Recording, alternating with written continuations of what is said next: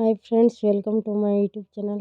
आज आपण मानक देखेबी कलाहांडी डिस्ट्रिक्ट रो पिकनिक प्लेस। एटा होचे सुंदर वाटरफॉल, जाके आपण मानके ई जगह रे का 4-5टा वाटरफॉल देखबा को मिलबा।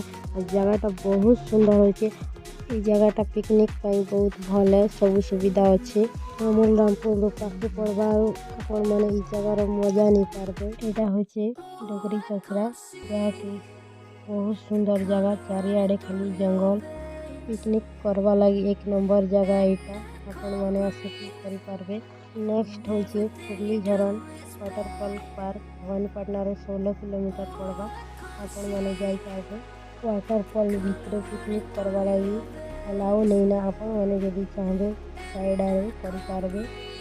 यहाँ गोटे भी बेसी भल जगह, आपण मैंने सौंदर्यर मजा नहीं पारबे। तो फुल वीडियोटा जदि भल लगा लाइक शेयर कमेंट सब्सक्राइब करते। आपको नया वीडियो